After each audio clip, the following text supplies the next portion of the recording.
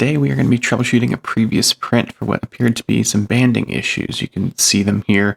They're generally concentrated around these areas where the magnet holes exist. So first rabbit hole, micro Z banding. So I printed a bunch of calibration cubes with different settings. And then I realized it was too hard to see in white. So I printed them all again in gray.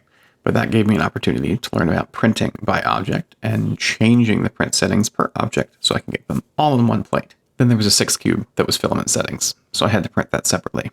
Taking a look at all of these cubes, there really weren't that many differences between them.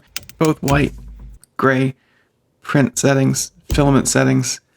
I could notice very little difference between them.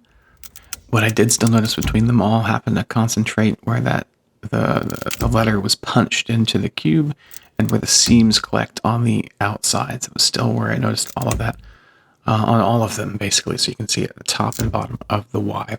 Honestly, I think some of this is just natural behavior around seams and how they behave. So I'm going to keep an eye on that going forward. Before I forget, all of these resources will be linked in the pinned comment and the description.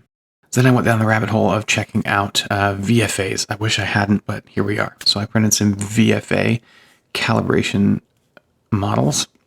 This first one here is before the new P2S firmware, and the second one you're going to see in a minute is after the new firmware and calibration and tightening of the belts.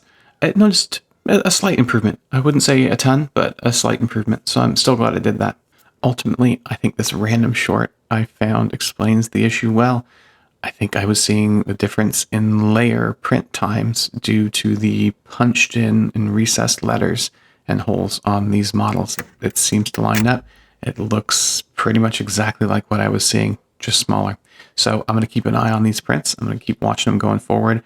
If you think I was seeing something else that's not normal behavior or a different symptom entirely, let me know. I'd love to hear it. Thanks, y'all.